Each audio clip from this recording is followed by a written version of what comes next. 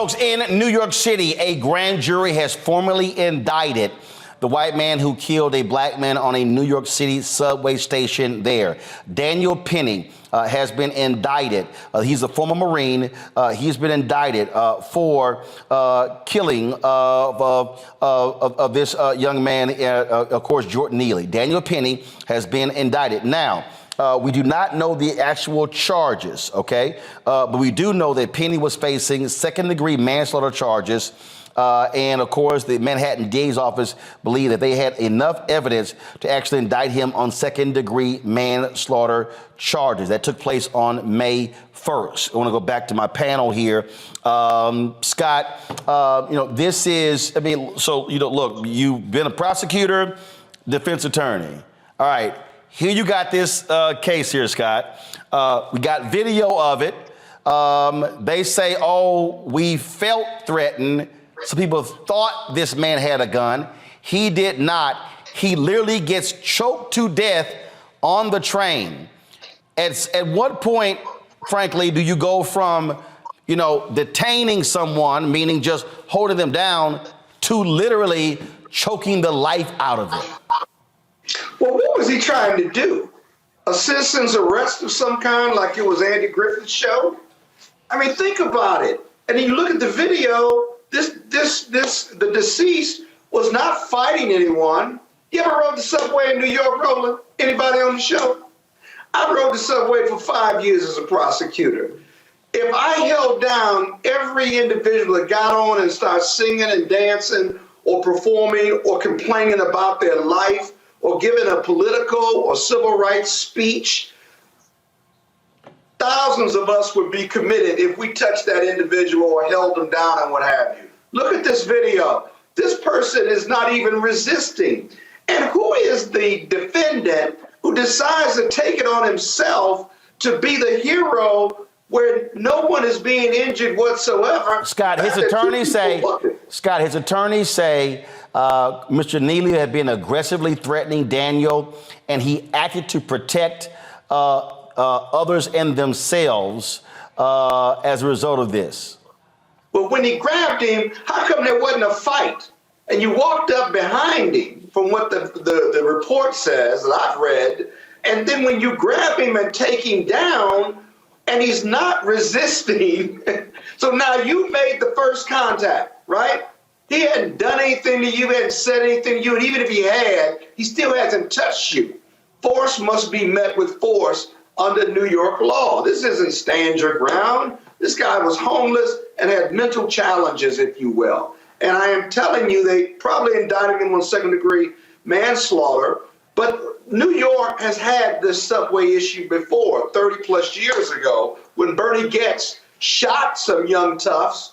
He got off, actually, even though he was prosecuted. He shot some young toughs who were unarmed and who were just on the subway talking. So we've seen this in New York before. But in 2023, 2024, it's a new day. It'll be interesting to see whether this Army veteran, whether the jury in New York endorses this type of conduct and attacks on homeless and the mentally ill, because it was clearly motivated in his own mind. That is, the defendant wasn't motivated by outside sources. That's why Alvin Bragg's office has indicted him and going to try this case. Because if you don't try it, if you don't charge him, right, you'll have every vigilante out in New York thinking they can do the same thing.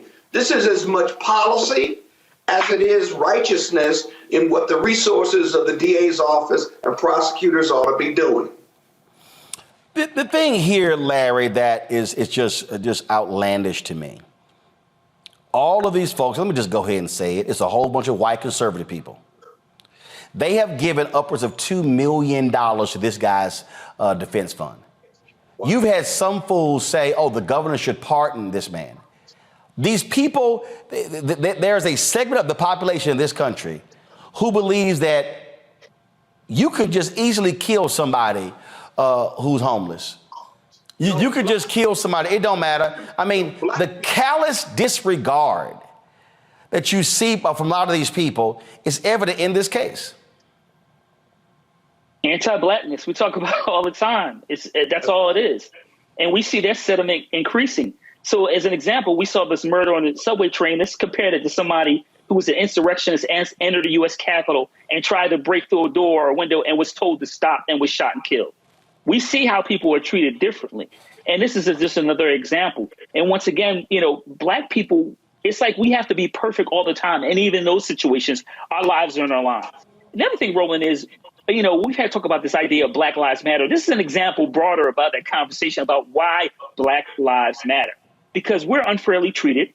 And in this case, his young brother's life was taken unnecessarily. The other thing is, who are the folks helping him hold him down while he's choking him to death? I mean, this other gentleman was holding his hands. This other guy's just standing around. The lady was standing around in the other video. I mean, this is unacceptable behavior. And look, I'm from Philadelphia, rode the trains, lived in D.C. for a number of years. And listen, there are people who are unhoused, and some people have mental health challenges. But listen, man, these are still people. And if we don't value individuals' lives, regardless of their circumstances, then this country is going to face the challenges we're doing.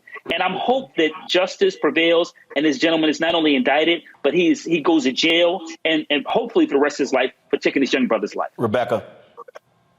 Jordan Neely should still be alive, and Daniel Penny should have minded his business. I can't tell you how many times I've been on the subway in New York and I've seen people sing off key. And guess what I did? I just minded my business and got to my destination. This should not have happened. I believe Penny is a former Marine. I want to hear the U.S. Corps Marines actually denounce this behavior from current and former Marines, that this is not acceptable behavior for anyone who has ever wore that uniform. Daniel Penny could have minded his own business. Jordan Neely should still be alive. Just because someone is unhoused or is dealing with a mental health crisis doesn't mean that punishment should be death. And that's what happened here. And I'm glad that the indictment happened. And I will say, Florida Governor DeSantis actually helped fundraise with that GoFundMe. He pushed that out on his social media platforms as well, thinking that Daniel Penny needed help to raise money from other white supremacists who thought that the killing of Jordan Neely was justified. And that's a shame. All right, folks, back to that Roland Mark Unfiltered video in just one moment. When you talk about blackness and what happens in Black culture, we're about covering these things that matter to us, speaking to our issues and concerns. This is a genuine people-powered movement. There's a lot of stuff that we're not getting. You get it, and you spread the word. We wish to plead our own cause.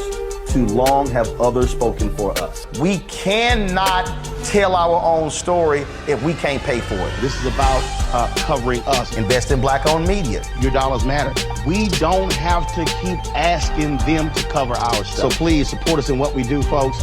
We want to hit 2,000 people, $50 this month, raise $100,000. We're behind 100,000, so we want to hit that. Y'all money makes this possible. Check some money orders. Go to P.O. Box 57196, Washington, D.C. 20037-0196. The Cash App is $RM Unfiltered. PayPal is R Martin Unfiltered. Venmo is RM Unfiltered. Zelle is Roland at RolandSMartin.com.